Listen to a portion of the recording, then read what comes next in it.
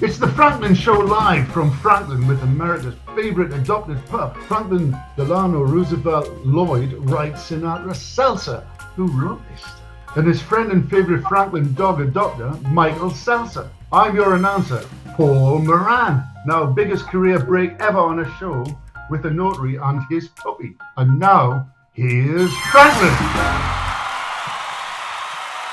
All right, thank you to my great band and to my announcer who probably won't last a week because they never do. I don't know what it is about these announcers, you know.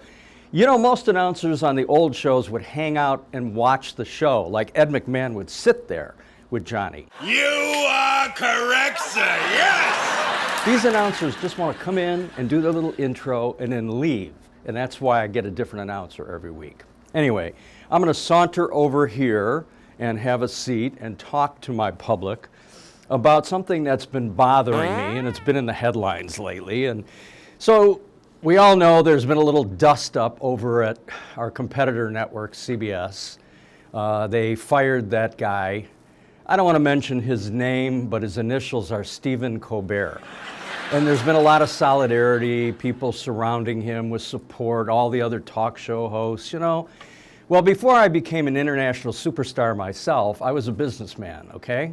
I understand a P&L sheet, profit and loss. That show was losing $40 million a year. So it's very safe to say this was not a tough decision for CBS to make. And by the way, they were paying Stephen $14 million. So the big news is, yes, I'm in negotiations with CBS because I'm willing to work for $13 million. So it's just that simple. It's all a matter of common sense and dollars and cents.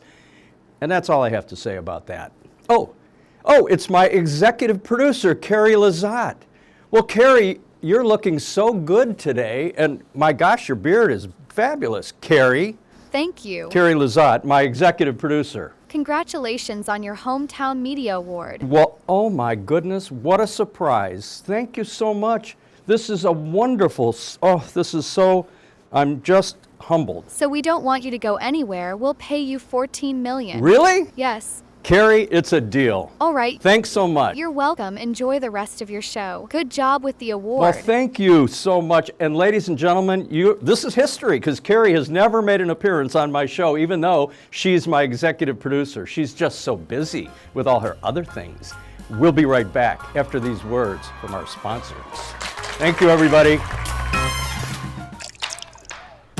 You're not going to get it all right. Just make sure you nail the big stuff. Mama!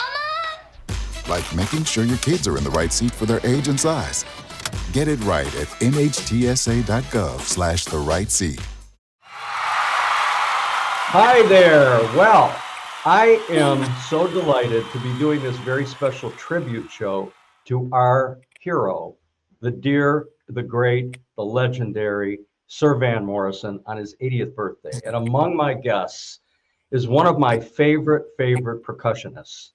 And I can't tell you how much she is adored by the Van Morrison community.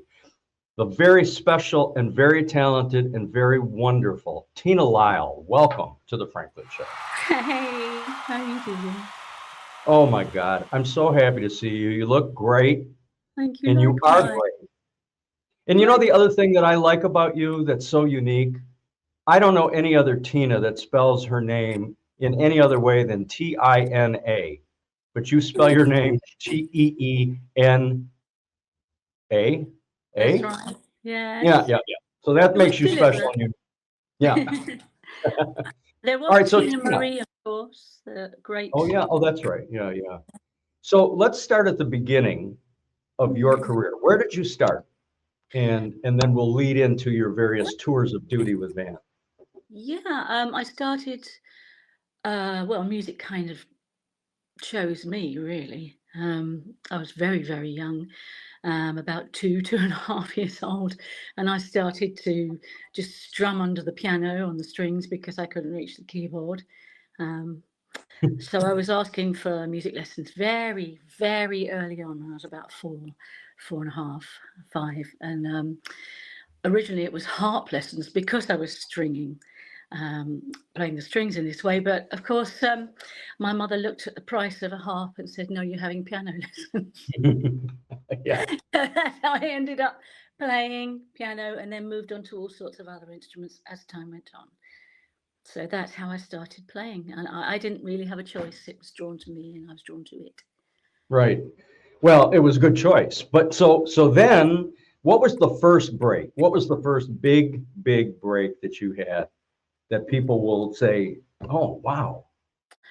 Well, funny enough, I joined an agency later on when I'd already been gigging Yeah. for a while, and I joined an agency when I was pretty young, about 25, and they put me on tour with a band called Latin Quarter, who had quite a long hit, a long #1 stint with a song called Radio Africa. And I was touring with them all over Europe, and that's when I was spotted by you know whom. So you were 25 when Van spotted you the first time? I was, yeah, just coming up 26. It was that summer. Yeah, he saw me from the side of the stage and asked to speak to me. I was already playing, several instruments on this gig. It was I was playing keyboards and percussion and singing and all sorts of instruments, and he asked to speak with me. So that's how that happened. And were you like awestruck by that, or were you so young you didn't even realize? Well, yeah, it's funny, isn't it? I kind of knew the name, but I didn't know much about him because I'd been going through playing all sorts of music. I'd been playing jazz and classical, pop, all sorts of different things and different instruments that I didn't really listen much to the radio, to pop, because I was so busy, playing everything. So I knew he was probably quite famous and quite hip in that time, but I didn't really know much about him.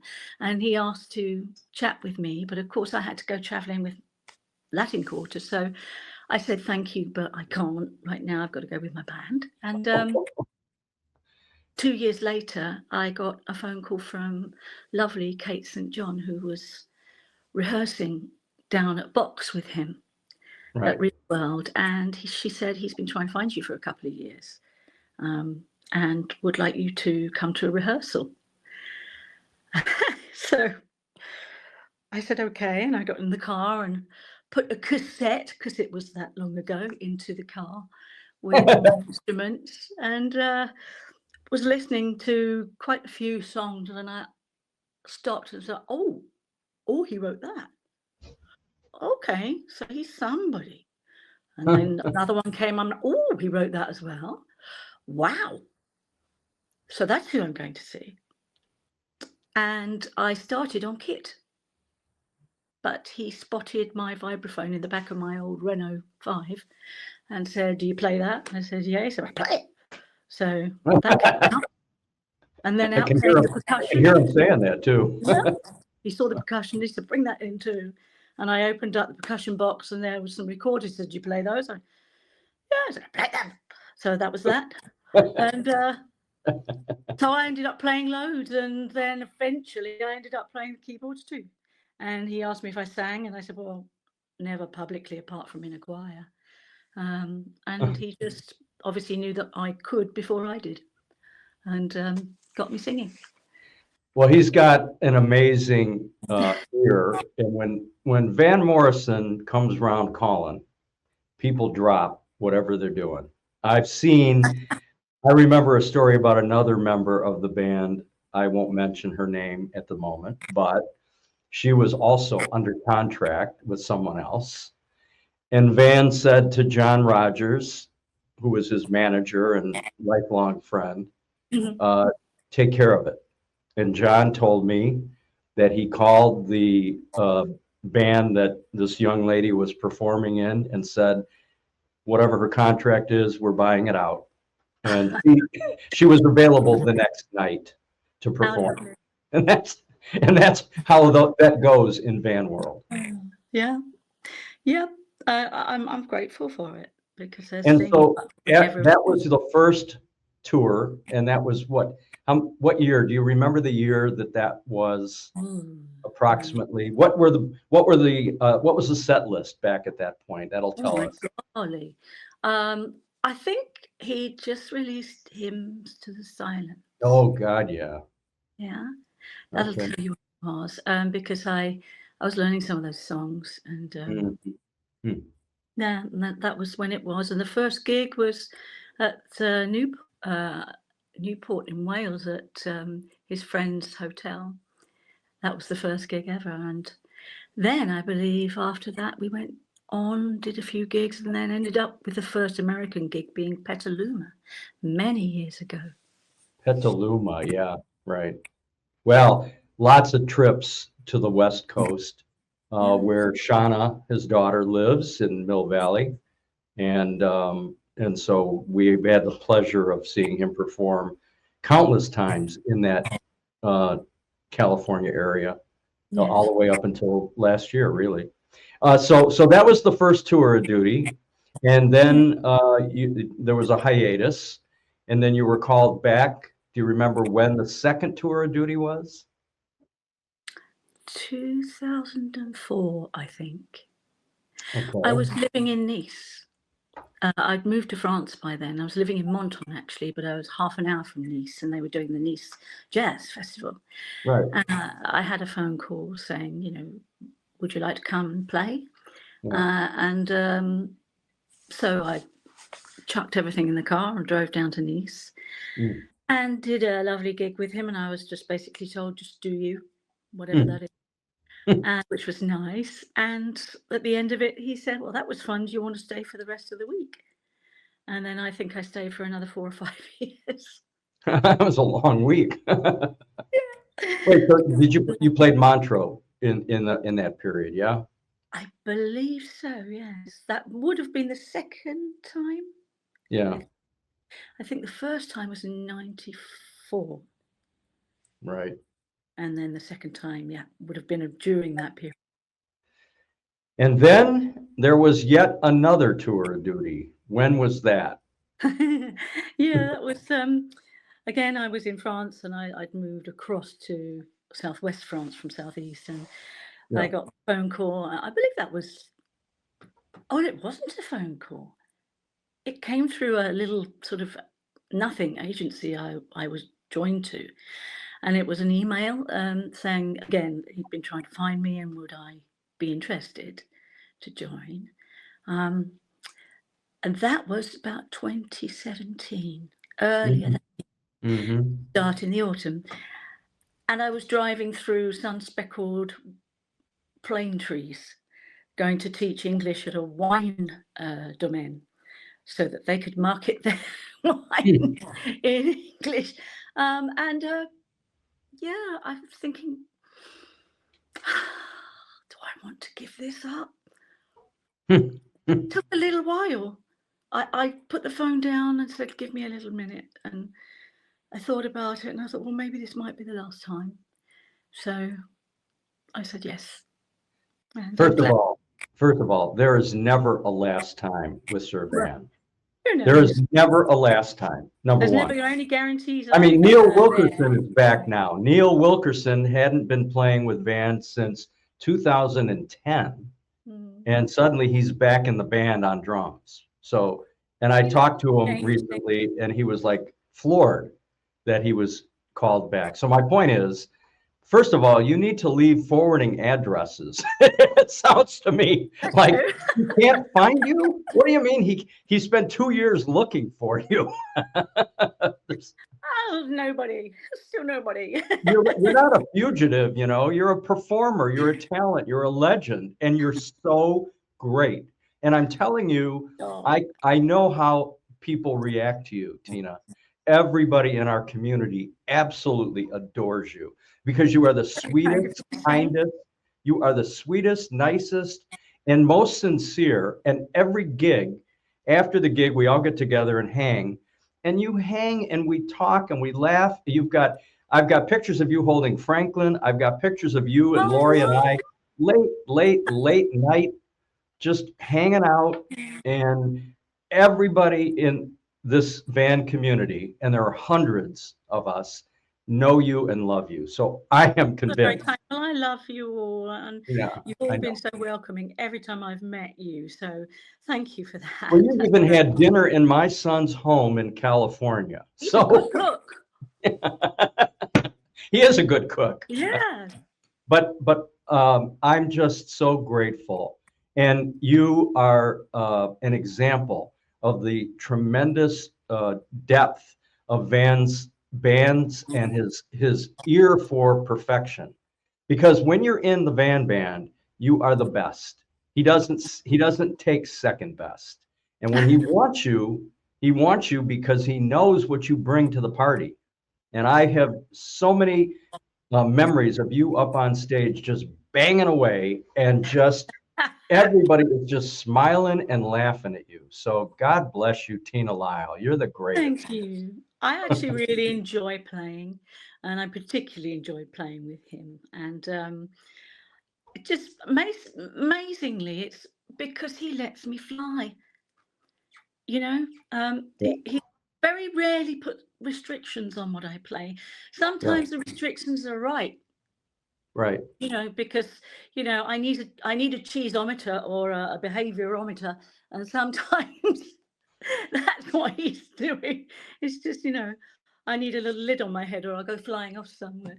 So he's right, because he's the one controlling how his music should sound, and that's correct. You know, And but he it's so hears nice things the that freedom he does give me. he hears things that no one else hears, and he knows when it's right and he knows when it's wrong. And when it's right, it is so right. And you walk away going, wow, that was brilliant. Even so, when I play in a studio with him, and we work very fast if he and I are in the studio alone. In fact, once we did something, it was just him and I and the engineer, and it was 3.5 hours, and we did 14 tracks. Wow. Because I've been with him so long. Right. I know what he needs. Right. We have this sort of unspoken language. He doesn't necessarily need to say what he wants. And sometimes if it's difficult to put it into words, he'll just play something. Yeah. And I'll say, that's it. Yeah. He knows from him inside himself what he needs.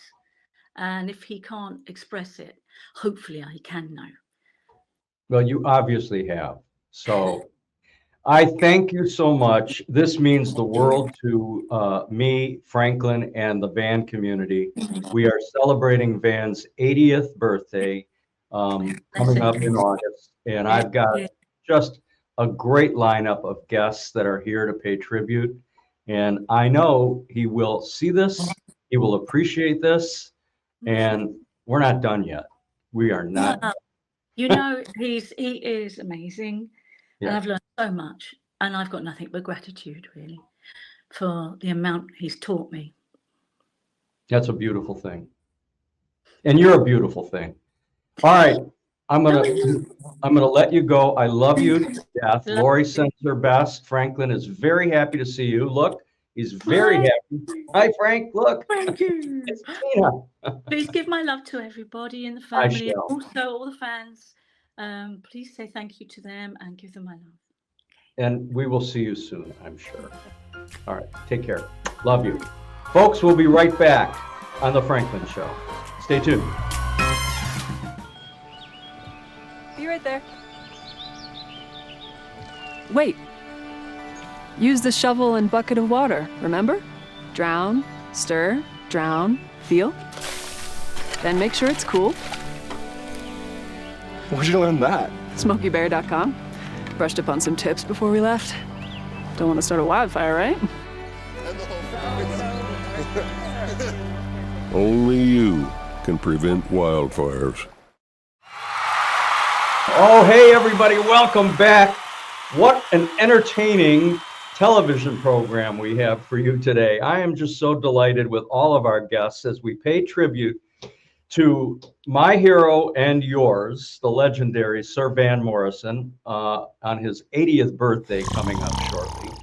And it is indeed my pleasure to introduce to you another esteemed broadcast legend, even more of a legend than I am. in my own mind. Great, ladies and gentlemen, my friend Ralph McClean from the BBC. Ralph, hi. Good to see you, Mike. I am no way a legend of your stature at all. I just Well, I do my now, bit. I just do my bit. I'm only a legend because of Franklin. He's really the star of the show. I can see that, yeah. We just won this national award, Best New Talk Show, Hometown Media Awards, a national award. I'm very proud of this. So we're the real deal here, you know. And we're in contract negotiations now, so you know, let them buckets of money right here. So Ralph, 10 years ago, you invited me to be on your show as we celebrated Sir Van Morrison's 70th birthday. And what a great honor that was, and what a great time we had in Belfast for that major event. So dusk falls as Van Morrison finishes his second concert of an unforgettable day. But what was the verdict from his fans? We had a vision of what this could be on Cypress Avenue. It's the hallowed ground, you know. I mean, it's just spectacular. You remember it well?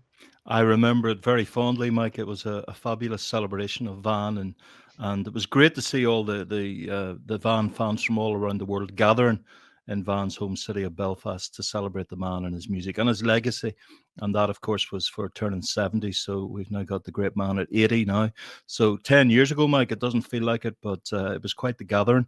And of course, it all concluded with the concert in Cypress Avenue that people might be familiar with when Van sort of returned to his home turf and played those wonderful versions of much loved songs for all of us on the street in Cypress Avenue. It was a magical thing, and it was great to hook up with you back then, Mike, and it's nice to hook up today as well. And that was not only a memorable event, it's available for the entire world to view because the BBC broadcast it, and it was live on Cypress Avenue, as you said, Van's stomping grounds. And we Van Addicts, as you called us, as we call ourselves. In the nicest possible way, Mike. In the nicest way. It is. Listen, man, I celebrate that. You know, we have been doing this, Lori and I, back and forth to Belfast, I don't know, dozens of times now. And I find it to be one of the nicest places to visit. The Irish people are so loving and so interested in why we've come over. And every time I check through security and they look at my passport and they say, you come back here a lot. Why? And I say, Sir Van Morrison, come on through, fella. It's the international language, isn't it, Mike? It is, the language of music, you know. And we've been to Hindford Street where he grew up, which is now going to become a museum. And, you know, we've been in the Hollow where Brown Eyed Girl was written, down in the Hollow. And so it's just a tremendous celebration. And I am so looking forward to returning once again in just a bit for Van's 80th birthday in August. I'm sure you'll be there. We'll reunite. And and you've done so many great tribute shows to Van. So do you want to talk about that and your personal experience?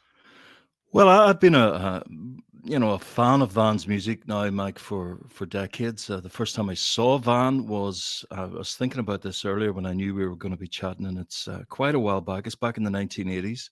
1988 was the first time I saw Van at the University of Ulster in Coleraine on the north coast here in Northern Ireland, where I'm speaking to you from today. I'm up kind of near the Giant's Causeway here, if you're familiar with that part of Ireland. And there's a big university here, and I went to that university, and Van did a little in conversation thing with some of the academics at the university back in 1988. So this is around the time of Irish Heartbeat. And he did a few performances that day as well with Derek Bell on stage. So it was my first time of seeing Van, but I had been a fan of Van up to that point. Bizarrely enough, maybe not bizarrely at all, but strangely enough, I first came to Van through the music of them because I was and am a big fan of that British R&B rock and roll movement of the 1960s, and them are very much at the forefront of that, as you know, and the wonderful recordings that Van made in his brief time with that blues wailing band, Them. So I came to Van through that. I always thought as a youth of Van's music as being almost for real grown-ups. There had to be a real sense of maturity about it. And so as a kid, I preferred the kind of garage band sound of them. But as I grew and as I got to see Van more and more, more the doors opened and more the sense of a man who is, I think, Ireland's greatest living poet. And I think he's a remarkable artist, and he's a seer of visions, and he's somebody we should champion on a global stage, because his music speaks to people all over the world. So since that first sighting of Van live in 1988, I've seen him on many, many occasions. And some really big gigs, as I say, some very intimate gigs, some little charity gigs. And he has never failed to impress me. There's always a sense of, there's a sense of wonder, as the man himself would say, about Van's performances. And, you know, you may not get it all the time, but you get these glimpses into behind the veil, if you like, if you want to be W.B. Yeats about it. You get these little glimpses occasionally. And it's worth it for that. It's worth it for the moments of connection. I once interviewed Van and asked him what it was all about, and that was his line, was it's all about connection, Ralph. So I'm very much a believer in that. You know, it's little moments, magical moments that come and kind of touch you. And you get those at Van concerts, you get little moments where it seems, you know, transcendence is in the room. I'm sure you've had them as well, Mike. And like I say, you don't get them all the time, but then again, you can't get magical moments all the time. It wouldn't make them magical then, would it? So it's these ideas of seeing the odd moment of Van where you just get a glimpse of this sublime vision that Van can bring us. And so, yeah, lots and lots of gigs down the years since that 1988 first viewing of Van. And I have to say, I've been fortunate enough to present radio shows for the BBC, present some television shows for the British Broadcasting Corporation down the years as well. And many of those have featured Van as well, like you rightly say, paying tribute to Van, chatting to you guys from the perspective of the really in-depth fans who travel the globe to see Van and to support him and to champion his music, but also just to play the music and just to kind of get the music out to as big an audience as possible. I think that's what I've always tried to do. We did a rundown of Van's 70 greatest songs for his 70th birthday, and I'm currently in the process of doing 80. So over the next 4 Mondays on BBC Radio Ulster here in Ireland, but it'll be available, of course, globally through the BBC Sounds app if you have access to it. Every Monday we will count down the top 80 tracks chosen by listeners. So that's been fascinating, because you get lots of the big hits, the essential tracks, but you also get lots of beautiful little gems that you maybe have semi-forgotten yourself. So it's always fascinating to see what people pick out and why they pick it out and what it means to them. So yeah, I've done these tribute shows. I've had the good fortune of having several big sit-downs with Van the man himself. They've been very revealing and very enjoyable. And when you're in the company of Van, if you're talking music, then you know you're talking to a man who just lights up and just really loves to discuss his passion for music. And we've had the pleasure of doing that a few times. And who knows, in the future as well, perhaps we'll get to chat again. But it's been an absolute pleasure for the last, whatever it is, since 1988, Mike. You do the math, but it's been an absolute pleasure, and I hope it continues, because the music continues. That most recent album, Remembering Now, is beautiful, I think. So the music continues, and my passion for Van's music continues as well, and hopefully we'll get to do more shows on the BBC.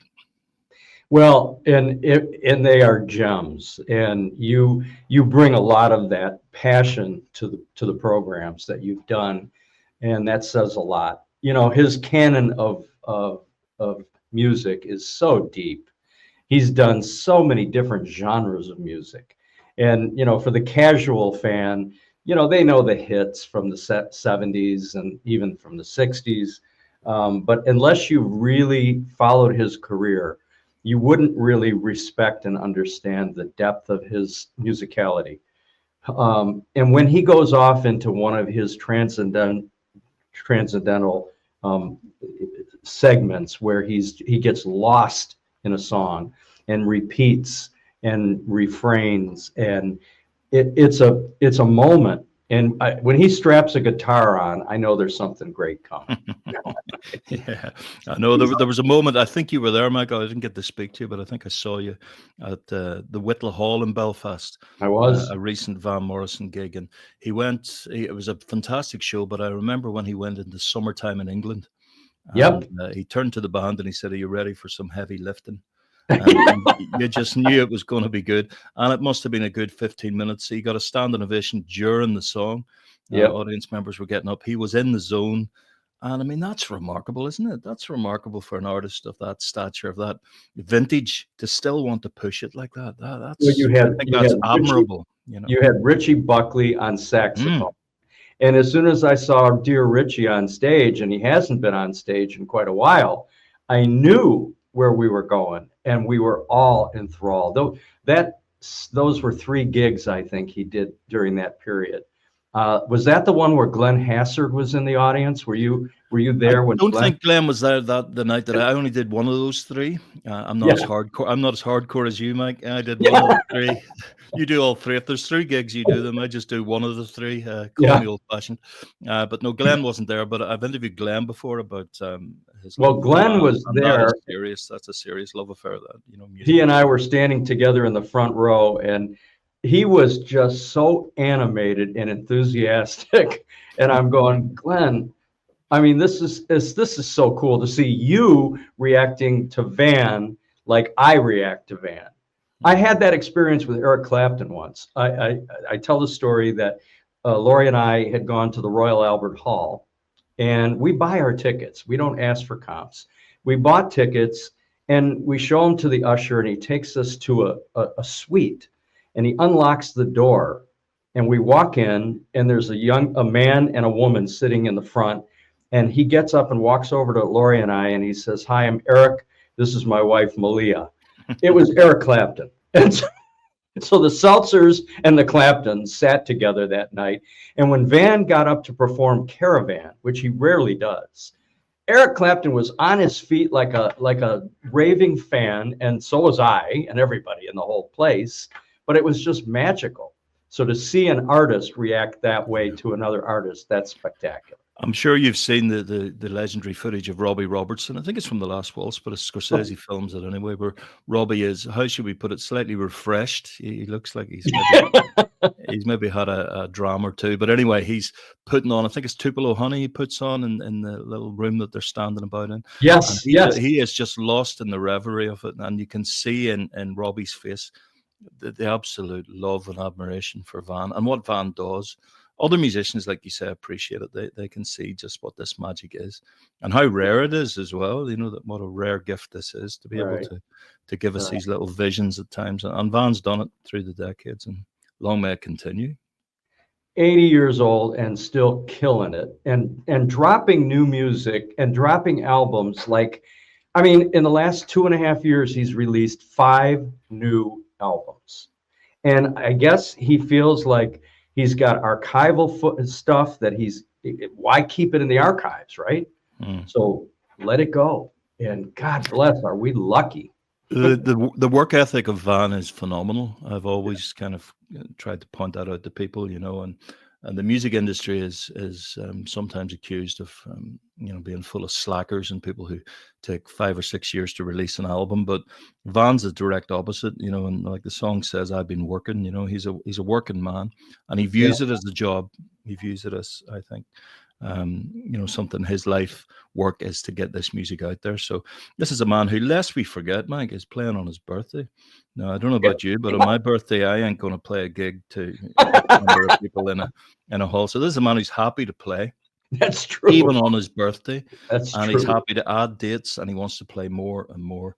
And for him, it's a life mission, I think. And boy, we've been lucky to be around to witness parts of it, at least, you know. And I will say that I've had so many incredible, great interactions and memories. And the greatest thing, and you knew this when you did the Van Addicts show, which I'd like to include a clip of in this show, is that we've made friends, international friends, all over the world, whose sole interest is in Van's music. That's what brought us together.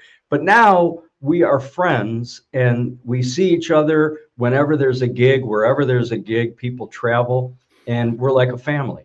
And I am truly struck by the friendships that I've developed in Ireland, in England, in France, in Germany, everywhere around the country. And here in the U.S., there's legions of us that are like, we swarm to the next gig. As soon as something's announced at 10 a.m., Ticketmaster is on fire. You have to get in a queue, and you're lucky if you get a couple of tickets. So it's brilliant. I mean, I think it's a magical thing. I'm a great believer in music as an amazing unifier anyway. I always have felt that it brings people together like few other things. It's very difficult to think of any other, even art forms that unite people the way music does, because it is an international language. And, it breaks down barriers of language. It breaks down barriers of culture, of politics, of everything. It's purely this magical world of music. And, we all come together and we all celebrate it, and we have a common cause, don't we? We want to discuss the new album. We want to discuss what he's going to do at the next gig. We want to discuss what the lineup of the band is. We want to discuss what vintage tracks he might drop on us or might not. And this, this is a magical thing. It keeps us coming back for more. And I can think of very few other art forms that have that ability to bring us all together and give us good times, which we all need. Everybody needs a good time, and Van gives us that and has given us that.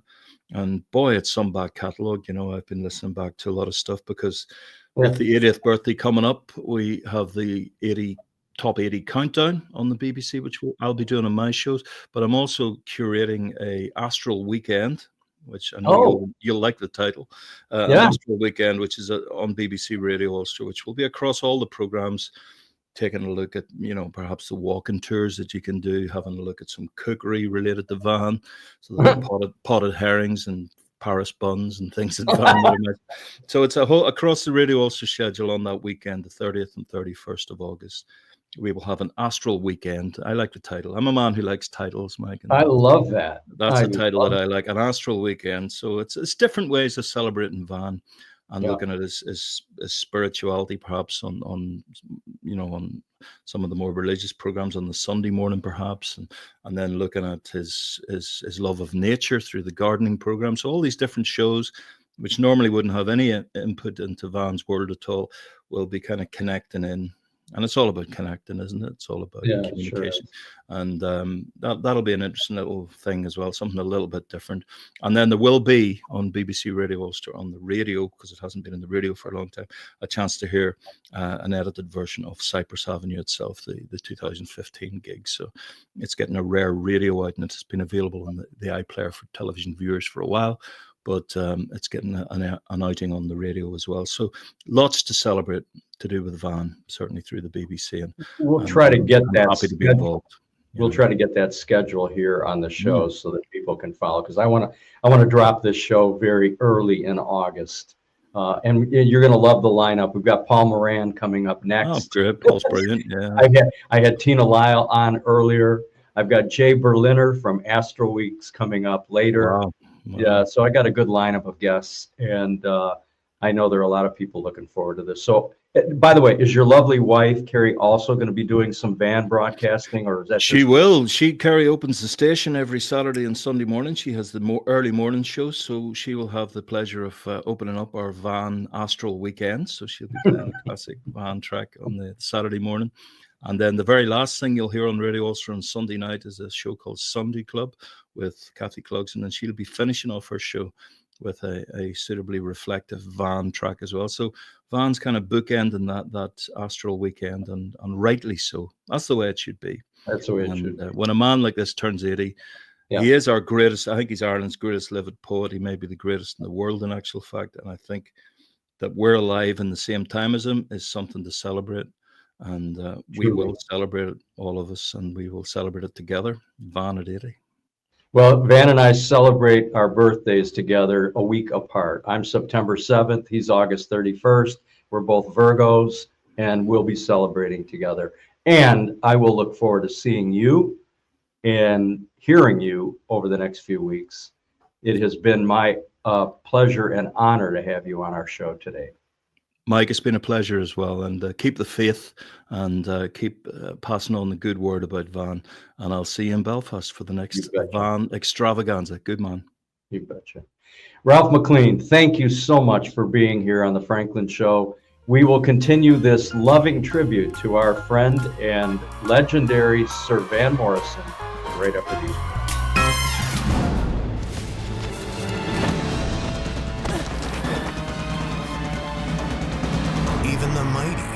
not see it coming.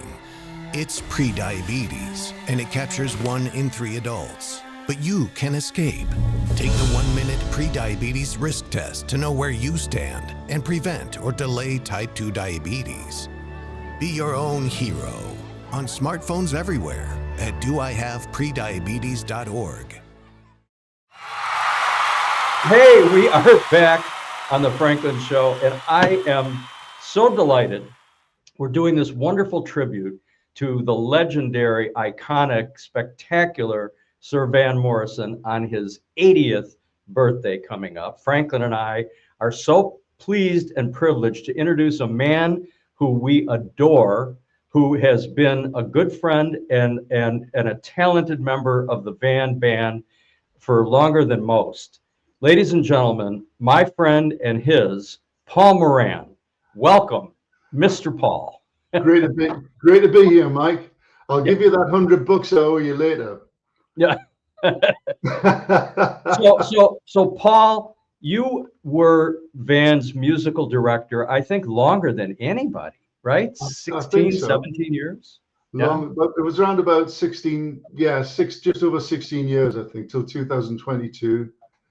And then, I had a couple of years break, and then Van released two new albums last year, which I was featured on, and he asked me to come back and MD the band for 2 special one-off concerts in Brighton in England.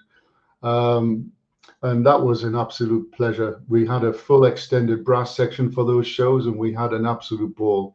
The album that we were promoting, the new arrangements and duets, featured an extended brass section. So Chris White and myself, we got the opportunity to write some scores for a bigger band lineup, and we had a ball recording them and a ball playing them live. So that was my last work with the band, which was September, October last year.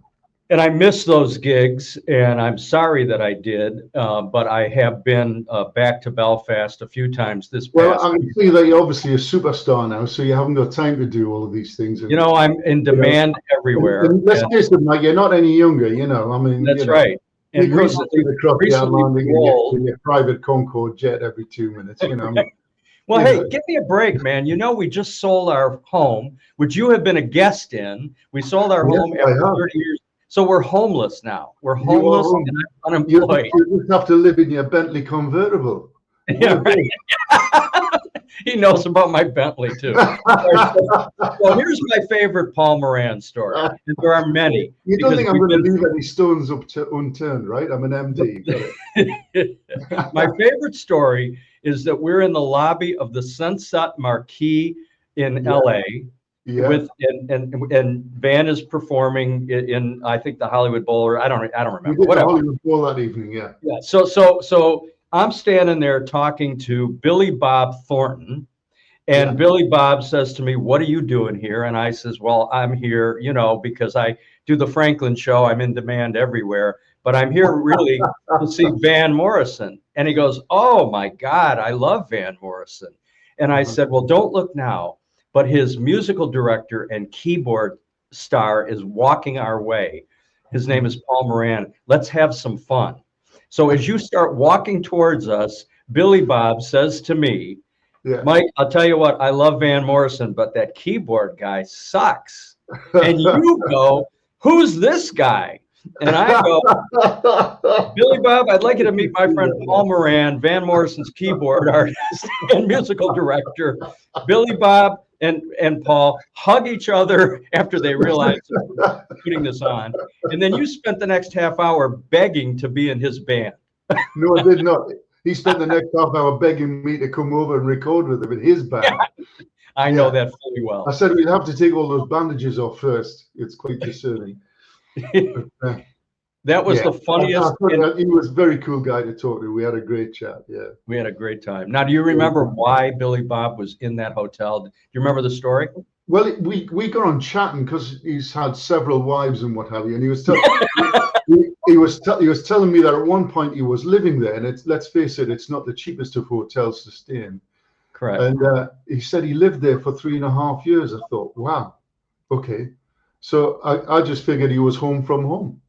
But there's also a very nice studio underneath the actual hotel itself. So yeah, I don't know whether he was planning on doing any work there at that time or whether he'd been working that day. I have no idea. Well, here's what he told me is every time I get in a fight with my wife, I come here. And I've seen him there several times. Okay. He was married to Angelina Jolie and about a dozen other women. And So it was one of those evenings. I'm getting the hell out of Dodge. he came to Scottsdale performing with his band. Yeah. And so we hung out after his gig in Scottsdale. And man, he is a rock and roll dog. I mean, loud rock and roll. And it's, I got to tell you, between you and him, I much prefer your style of music. Oh, really? Oh, yeah. Well, listen, you'll say anything to get anybody on your show, Mike. Yeah, well, people are begging to be on my show. I'd really like to hear Bob's music live, actually. Well, I can imagine it'd be something. I'll let you know the next time he comes to Scottsdale. You've been in my Franklin home. You haven't been in my Scottsdale home. You're welcome anytime. Okay. Right. Well, okay. I'm gonna take you up on that. And don't feel bad that I've been to London a million times and you've never invited me to your house. Well, don't feel bad that you've never. Don't feel bad that you've never rung me and said, "Hey, Moran, I'm in town." Oh yeah, like you don't know. I'm on social media every minute of every hour of every day. I know you are, but I'm not.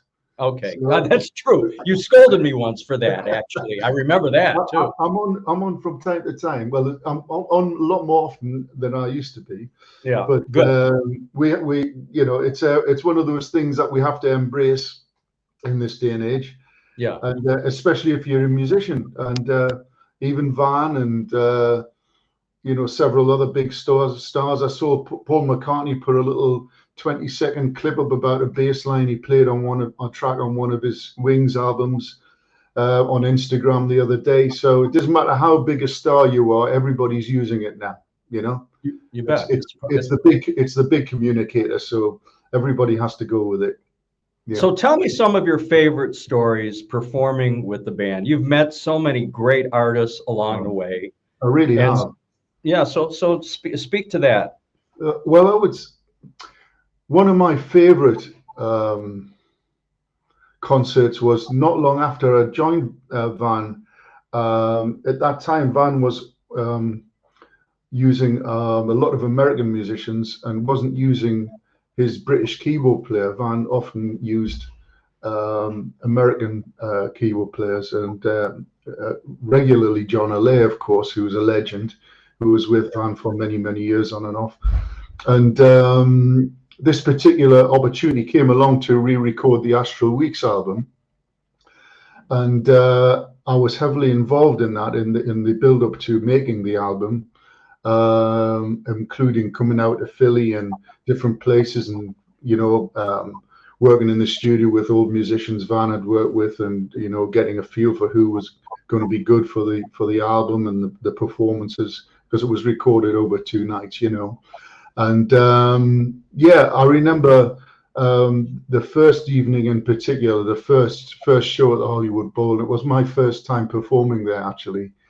So we had it was a big band, a big lineup, lots of additional musicians, a string quartet, and I remember halfway through the set, just looking out there. Van was giving it the beans. I was right on it. The whole band was cooking. And I'm looking out, and you've got that typical LA orange sunset going down behind the Hollywood Bowl audience, and everybody's got candles and lighters out and the whole thing. And I just thought, wow, it doesn't get much better than this. So that's one that sticks in my mind.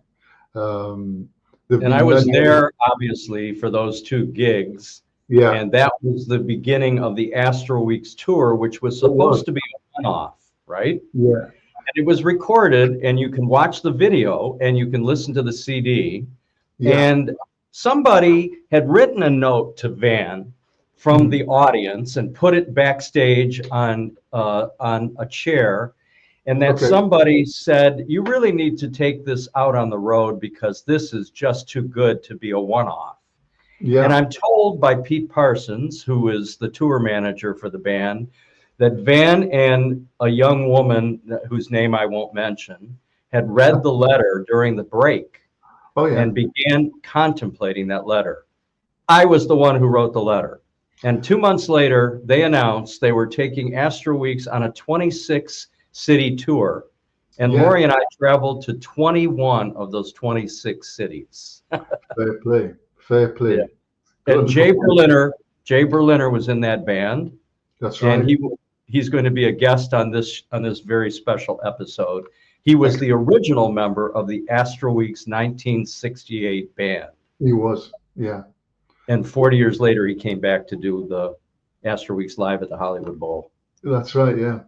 So that was a thrill, that particular show. And then, as you say, I think we played that album for about a year on the road. Yeah, right. It was a hell of a long time.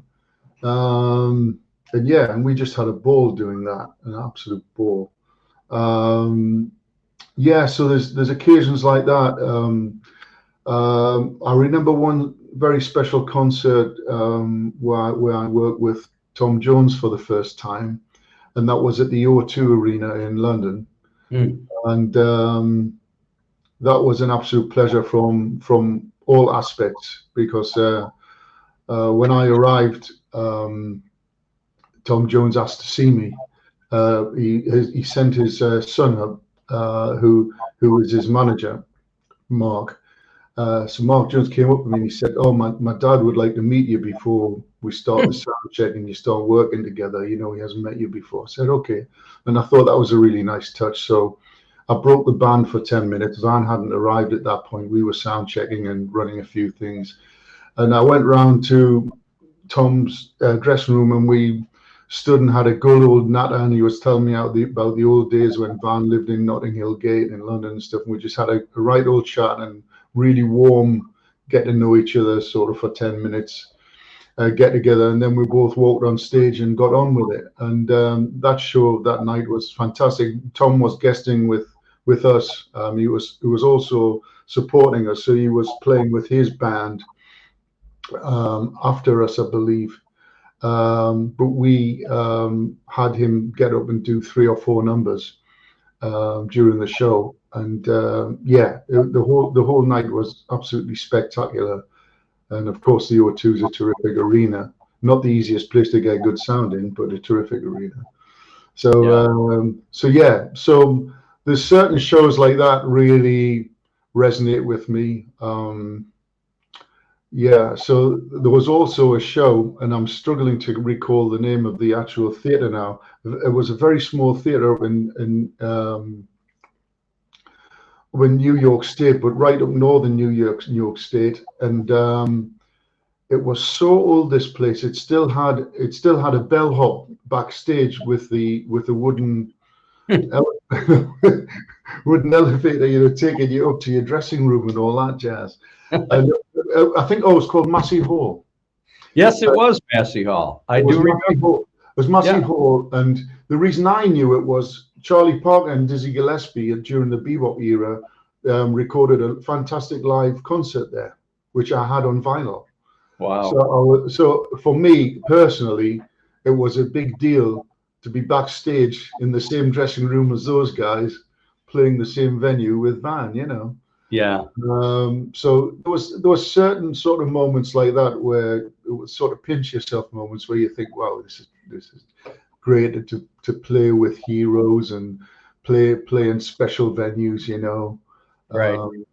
And I mean, over 16 years, you played in hundreds of venues all over the world. Yeah.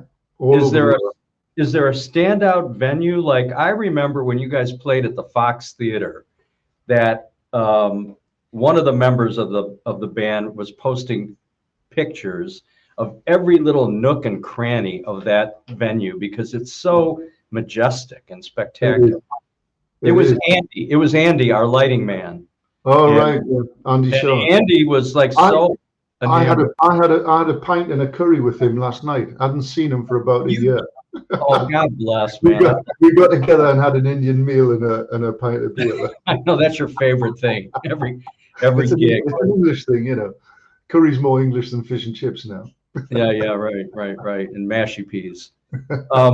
And so, and the other thing is, Paul, you know, because we've been such ardent fans and followers, we came. You've become close friends as well. I mean, we used to see so much of you guys, you know. Right. And I'll never forget your generosity. Yet again, I had not been in the band very long at all, and it was my first visit to Detroit City. And I remember you taking myself and several members of the band over to the Motown Museum. Yeah. And that was a great afternoon. And what was really funny was when they were showing us Berry Gordy's makeshift echo chamber, which was basically he had his various singers singing into the roof through the skylight to create an echo. Right. And, Vanessa. We had Vanessa Haynes with us, who's becoming quite a big star now, doing Aretha Franklin shows here, and she's doing some really major work. She's doing very well, and rightly so. And she was with us on that occasion. Yeah.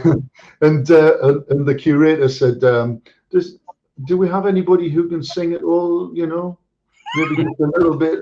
Around, and we all just looked and started laughing at each other. And we said, "Vanessa, you might be able to do a few notes."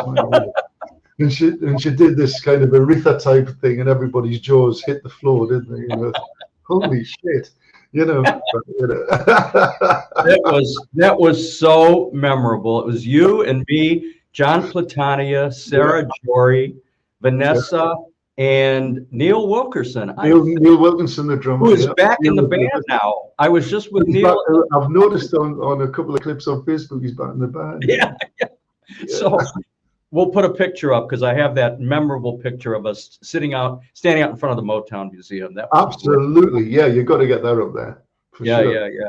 So yes, and that's part of the marvelous aspect of this is not only have we developed friendships with Van fans all over the world that we truly are friends with, but you guys in the band who we became, you know, we're friends. We would party, you and I, 2 o'clock, 3 o'clock in the morning in New York, in Los Angeles, at the Sofitel. I mean, there were some crazy, man. And Lori and you going up the elevator to the lobby. That's very kind of you, Mike. I get off the elevator on our floor, and Lori says, "I'm not done with him yet," and goes on to finish partying with you. So the things I had to put up with in those days, you know, I don't know. The land of Shot City, wasn't it? We had a cracking night that night. God knows what time that all finished up. Well, it actually didn't.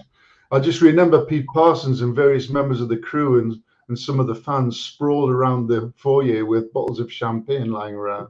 It was in various degrees of spillage. Yes, sir. Fun. The hotel gigs were the best, you know. So I so much appreciate you, and you and I have stayed in touch regardless of whether you're in or out. There's never a final with Van. It's always. I hope not. No, I know not. He loves you, respects you. You were so great. You are so great. You're so talented. I've seen you perform live on your own. I've got your albums. You're continually releasing and putting out more new material in clubs in London. I highly recommend to all of you out in the London area that you check out Paul. You're great, man. You're just great. That's really, really generous of you to say that, Mike. You know, I do what I do, you know. But one thing that I'm very excited about at the moment is I'm writing with a couple of other writers, and we're called the Unique Music Collective.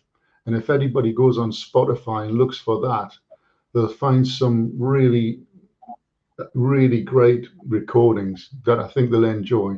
It's very much on the commercial end of the market.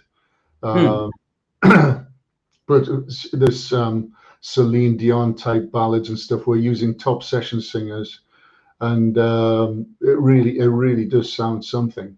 So I would recommend anybody who likes good production, good songs, and good playing to have a listen to those. I'm also working with a very talented singer called Oriel, and we just released her first single, and it's a remake of A View to a Kill, the James Bond theme, interestingly, and we've stripped it bare. So as whereas the Duran Duran version was a full-on production track, we've taken it down back down to piano and just strings and her vocals, and that sounds really really terrific as well. So there's some good stuff going up out there, you know.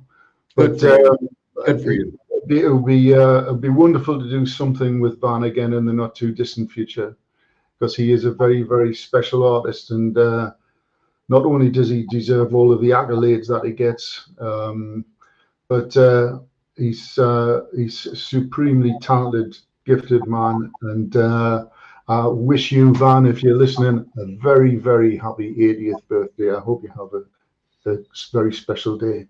And, I guarantee you, Van will be. So you'll probably be gigging somewhere, and I hope the gig's great. Yeah. Well, we'll be in Belfast for his birthday. Obviously, he's doing 2 gigs. I believe he's doing on his birthday. I believe he's actually playing. The guy is going to work. Is it the Culloden or the Europa? No, it's going to be Something else. It's something else. I can't remember the name of the venue. I think I did see something about him, so I got that right. He definitely is gigging.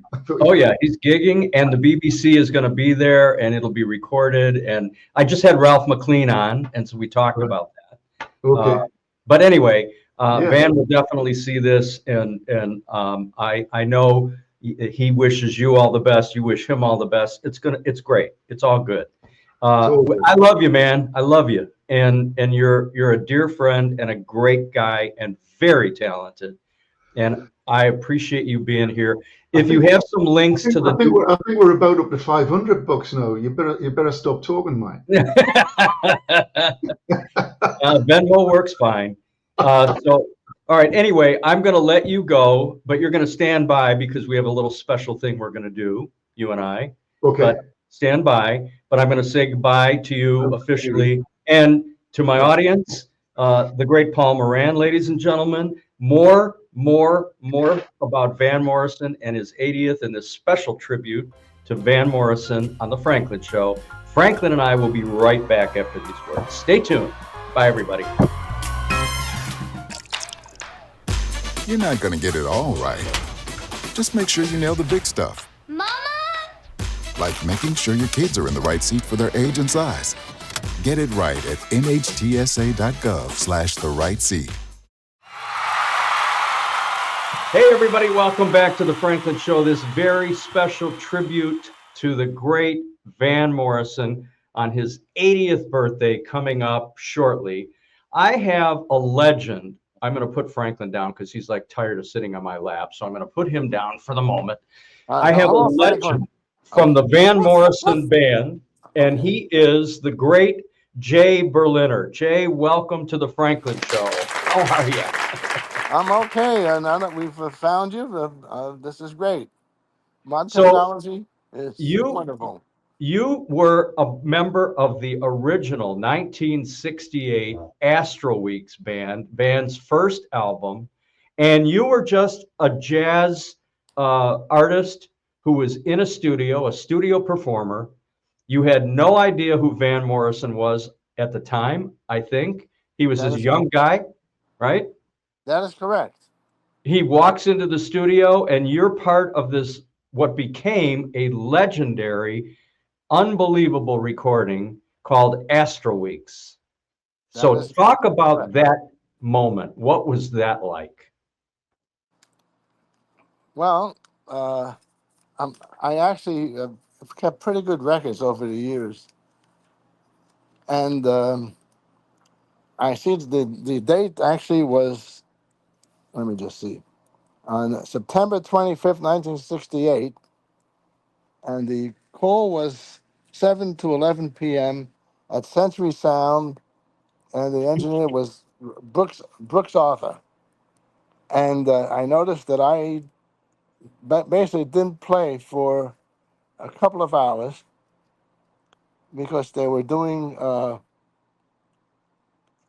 let's see. Where are we here? If I get this, just I'll find the damn thing. That's okay. Adventures in Live Television. This is Yeah. what.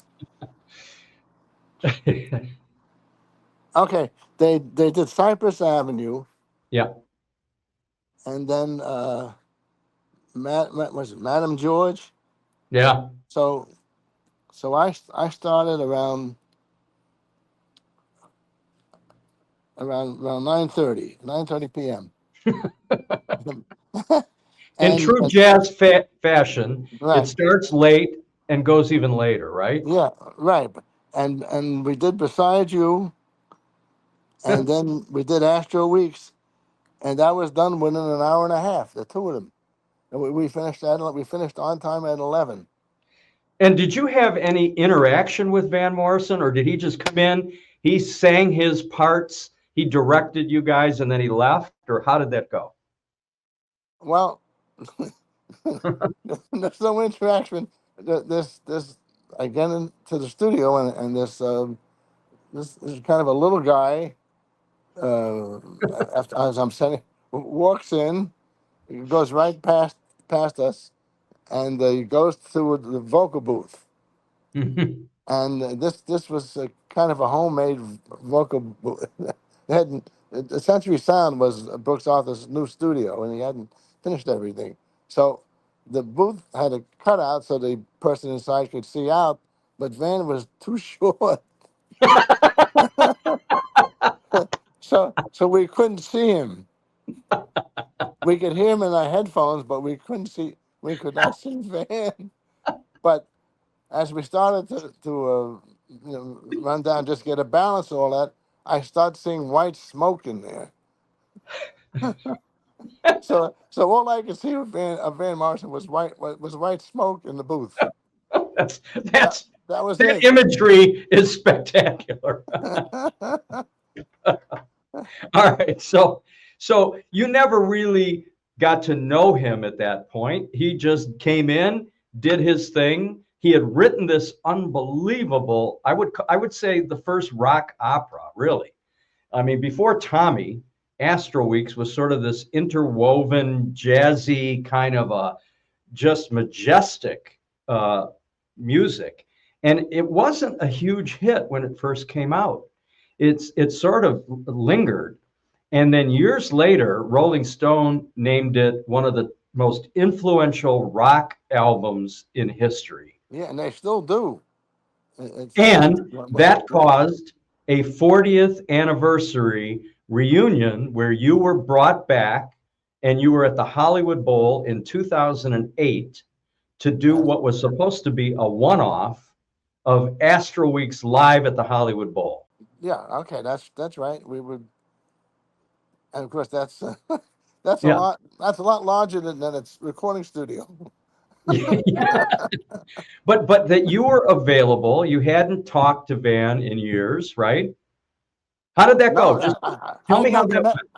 I did a few dates for Van after Astro Weeks, just some other stuff. But then there's basically a 40-year gap where I had no connection at all. Right, and so that was in 2008, and as I described elsewhere in this tribute show with Tina Lyle and with Ralph McClean and with Paul Moran, that was supposed to be a one-off, meaning they were only going to perform it once, and it was that performance that was so mesmerizing. The band was so great, the string session. The musicians all got together and recreated Astro Weeks. And Van, because he had given away the rights, as I recall, to the original Astro Weeks album, he was getting no monetization of his fine work until that is correct. That is absolutely correct.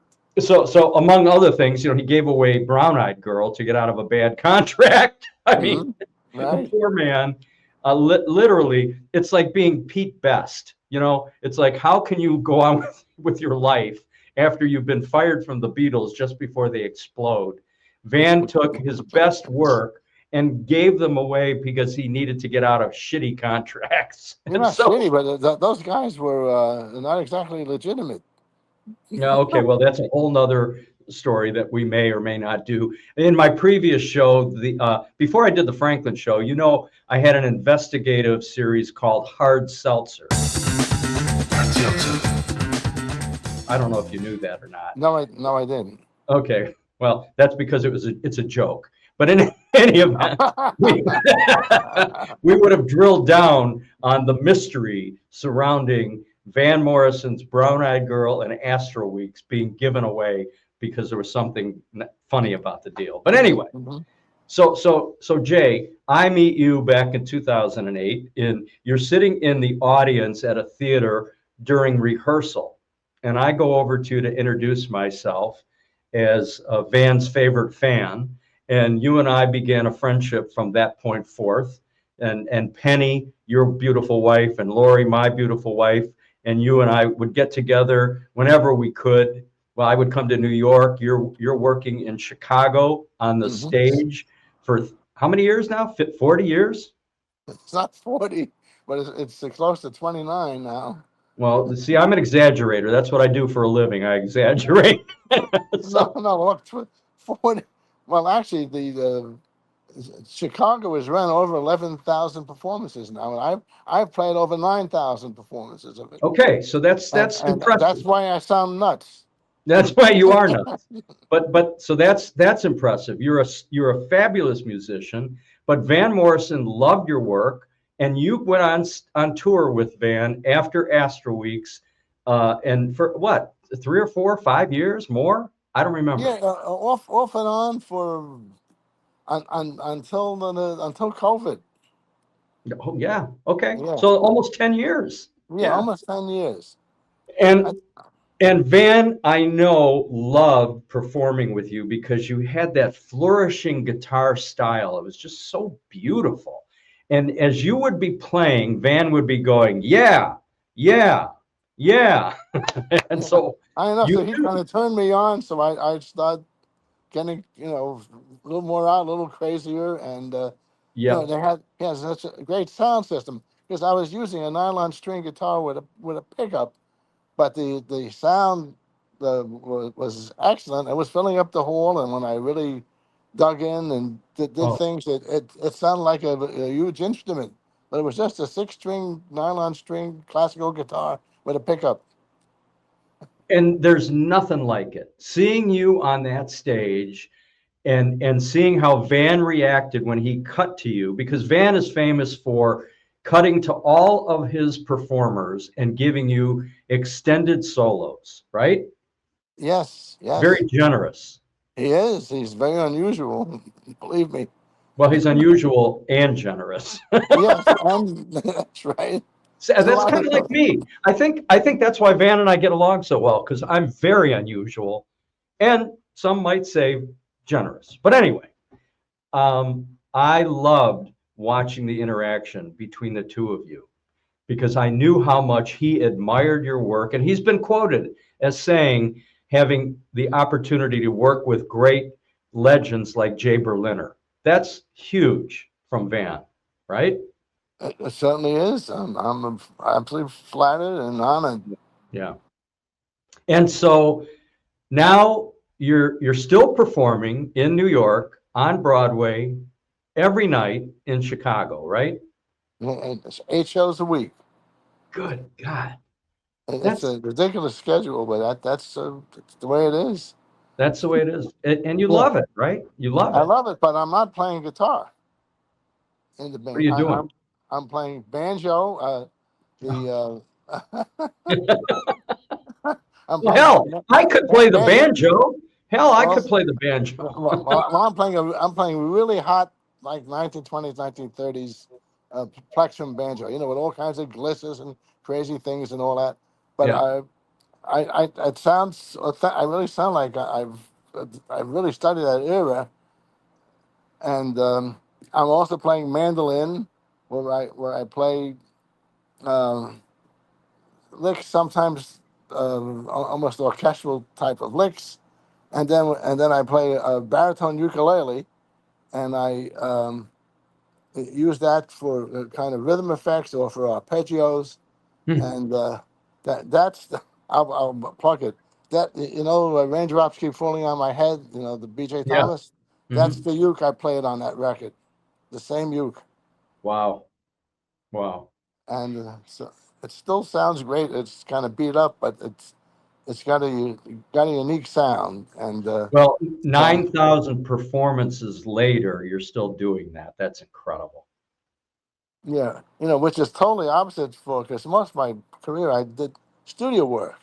Right. So in studio work, you're running from one day to the next, to the next, to the next. Each day can be totally different. You might be a movie, you might playing rock and roll on some. Then you're playing like a concerto kind of thing. Then maybe you'll be playing a bossa nova or a Spanish thing, or could be any. So that's what I was used to doing. I did that for 20, 25 years until it started dying out.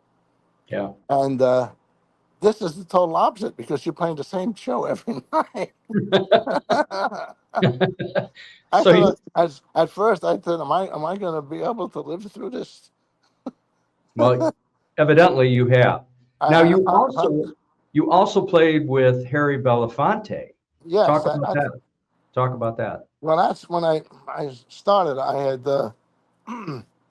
he was apparently looking for he had those giant calypso hits and what have you, and doing folk songs, and he was very big. He was RCA's #1 seller at the time, but he wanted to expand to do other music. He wanted to do Spanish music. He wanted to do Greek music.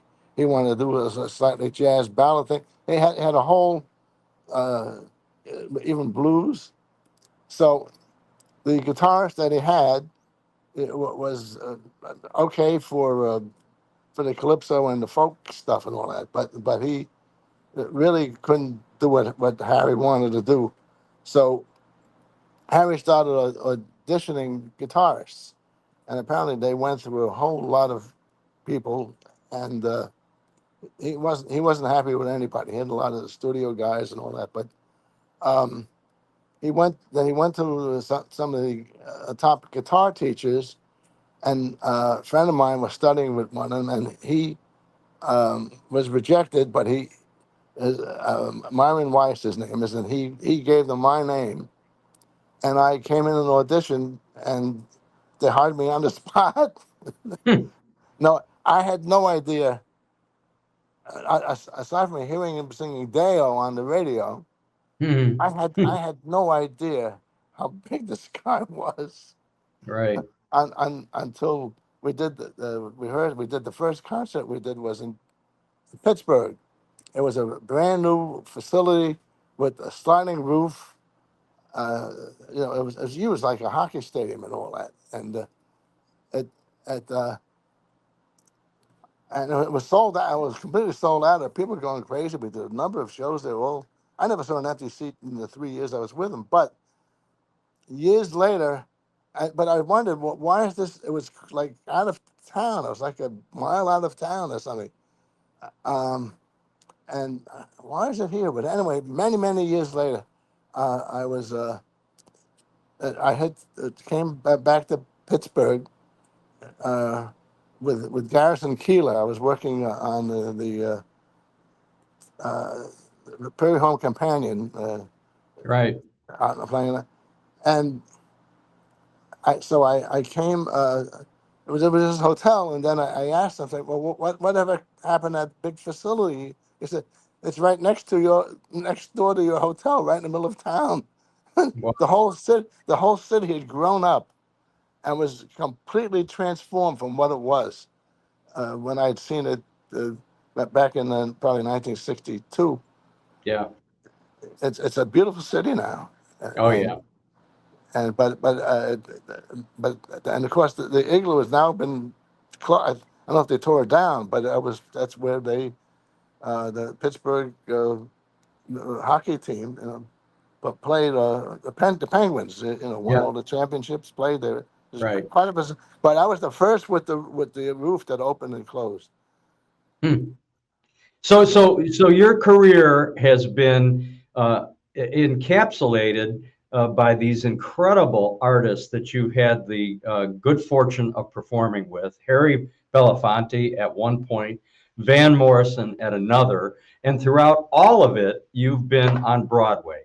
So, I mean, that's a pretty lovely resume, and you're an amazing guy, and I'm proud to know you and proud to call you a friend, and that we've stayed in touch all these years, even though you haven't been traveling with the Van Band. We check in with each other because we became friends, and I appreciate you, and I appreciate you making yourself available for this special tribute to Sir Van on his 80th birthday. Well, I'm sure Van's probably still in good shape because he's still performing, is he not? Oh my God, he's performing on his birthday, Jay. Well, there you go. There you go. He's He's not only performing once, he's performing twice. He's put out 5 albums in the last 2.5 years, and his latest album is just killing it on the charts. He's #1 in the UK with the brand new Remembering Now album, which is really one of his best works. And that's wonderful. And has the Belfast Down to Joy title track on that album. So yeah, Van has taken great care of himself. He's hitting 80 like he's 60. He looks great, he sounds great, and fans are still falling all over themselves to get tickets to the gigs. So nothing's changed, man. Remarkable guy, and remarkable repertoire over the years. I mean, he's written what 500, 600, 700 songs, all of which he can recall at any time. Always amazed me with the right tempo and the right key. So how the hell does he do that? He walks into a studio, he knows exactly what he wants, and he assembles a group of artists to back him, and the rest is history. So, Jay Berliner, I want to thank you very much. I'm glad that I was able to get you on the show today. I appreciate you, and I appreciate your contributions to the Van legacy. You're a big part of it. Well, thank you, and I'm so delighted that we were able to do this, and I'm honored to have been played with Van on some very significant recordings and performances. You bet. He's one of a kind. There's only no question. Van Morrison. There's nobody else like it. I love the story about him going into the booth and you couldn't see him because the window was higher than he is. Yeah, we could hear him, but never saw him. In fact, that's all you needed. When they did the playbacks, normally the artist will go into the booth, into the control room, and listen in there. He never came out of the booth the whole time. He was in there in the clouds, so whatever was in there. That is quintessential Van Morrison. It's a great way to leave this. Jay Berliner, thank you so much for being here. I appreciate you. God bless you. Take care of yourself. Thank you very much. My pleasure. All right, folks, we'll be right back with more exciting and entertaining Franklin Show right after this. When it comes to making plans, you are the best. The same way you plan each detail for those moments, start planning to protect you and your loved ones from a natural disaster. Protecting your family is the best plan you can make. Well, how about that? Was that the most entertaining 30 minutes or 60 minutes or whatever? I don't know how long the show was because I get so lost in my guests. We have such great guests, so many great stories, and thank you to all my fans for writing in. Yes, we'll be making more tickets available so you too can be in the audience. In the meantime, thanks for joining us tonight, and we'll see you next week right here on the award-winning Franklin Show.